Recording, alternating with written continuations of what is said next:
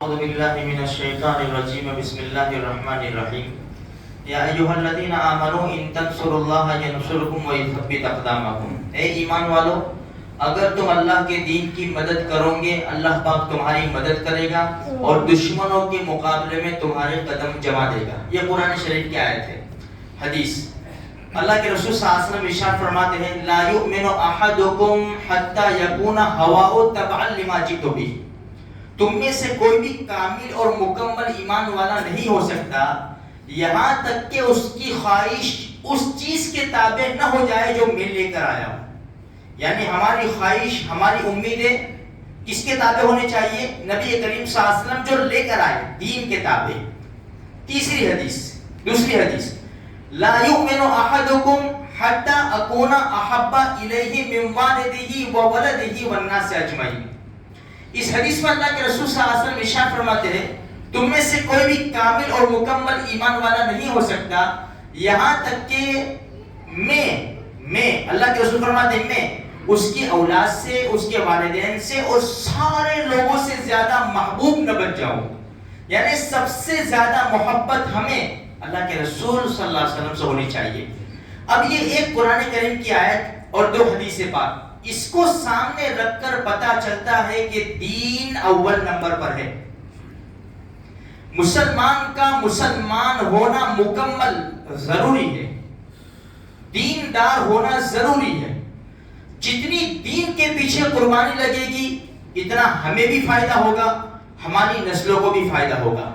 یہ باتیں سامنے رکھ کر اب آئندہ کل الیکشن ہے، یہ گواہی ہے، اسی لیے اس کے پیسے نہیں لیے جاتے. ووٹ پیسے دے کر نہیں دیا جاتا، ووٹ کے پیسے لینا نہیں چاہیے. ووٹ ایک گواہی ہے. اب کس کو ووٹ دے؟ تو ہم نے یہ حدیث سنی، قرآن کریم کی آیت سنی. سب سے پہلے ہم دین کا فائدہ دیکھیں گے. سب سے پہلے دین کا، اپنے فائدے سے پہلے بھی دین کا فائدہ ہم دیکھیں گے. اس لیے کہ دین ہے تو ہم ہیں، دین ہے تو ہماری کامیابی ہے. اب بعض بات کیا ہے، ہم دیکھیں گے کہ دین کو فائدہ کس سے زیادہ ہے. سب پہ نظر ڈالی، کسی سے بھی فائدہ نظر نہیں آتا. اب یہ دیکھیں گے نقصان کس سے زیادہ ہے. دیکھیں کہ بھائی یہ پارٹیاں ہے، اس سے نقصان ہے، اس سے نقصان ہے، اس سے نقصان ہے. اب نقصان کم کس سے ہے؟ بھائی ایک پارٹی تمہارے کپڑے پھاڑ کر سب تمہارا جسم ننگا کر دیتی ہے، دوسری پارٹی خالی کھینچ رہی ہے. اس سے کم نقصان ہے، اس سے زیادہ نقصان ہے. تو ہم کم نقصان والے کو چوز کریں گے. بھائی اس سے کم نقصان ہے، نقصان تو ہے لیکن کم ہے. اچھا اب سوال یہ پیدا ہوتا ہے کہ بھائی نقصان جب ہے تو پھر ہم کیوں ووٹ دیں گے؟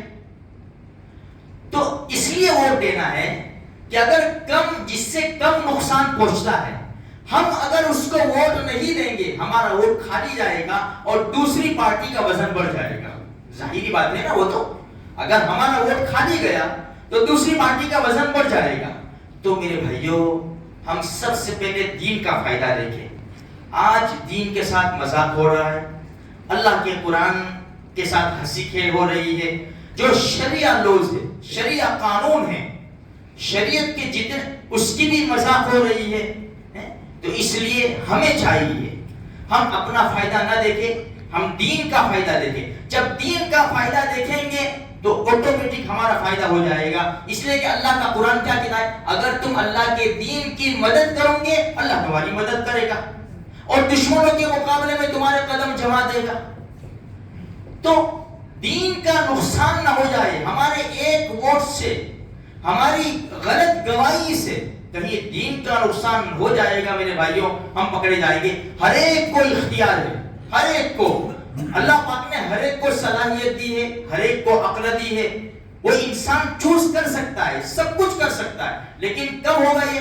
جب دین کو سامنے رکھیں گے، اپنی ذات کو سامنے رکھیں گے، اپنے کاروبار کو، اپنی کرسی کو، اپنے دھندے ویپار کو. تو پھر انسان کو پورا اختیار ہے. دین کو سامنے رکھے، اس کو اختیار ہے کہ اسے کیا کرنا چاہیے. تو میرے بھائیوں، تھوڑی سی تکلیف ہوگی، گرمی کا زمانہ بھی ہے، تو ہم اس نیت سے کہ ہمارے دین کی حفاظت ہو جائے، اللہ کے رسول کا لایا ہوا دین ہے یہ بلند و بالا ہو جائے، اس کی کوئی مذاق نہ کرے. تو اس نیت سے ہم تھوڑی سی قربانی دے دیں گے. اللہ کی ذات سے امید ہے کہ اللہ تبارک و تعالی ہماری قربانیوں کو قبول فرما کر حالات کو بدلے گا انشاءاللہ. بس دعا ہے اللہ تبارک و تعالی ہر ایک مسلمان کی، خصوصاً ہندوستان کے مسلمان کی، ایمان کی، جان کی، مال کی، اہل کی، عزت کی، آبرو کی، دکان کی، سامان کی، مکان کی، اولاد کی، ہر ایک چیز کی اللہ تبارک و تعالی ہماری حفاظت فرماوے اور ہمارے اوپر ایسا بادشاہ آوے جس کا دل نرم ہو اور ہمارے ساتھ رویہ اچھا ہو اور ہم آزادی کے ساتھ دین کے کام، نماز، روزہ، زکوٰۃ، حج، جو بھی کچھ ہے، جو بھی دینی کام ہے، ہم آسانی سے جس طرح پہلے کرتے تھے. گارڈنوں میں نماز ہوتی تھی، مال میں نماز ہوتی تھی، بس اسٹینڈ پہ نماز ہوتی تھی اور یہ ایئرپورٹ پر نماز ہوتی تھی.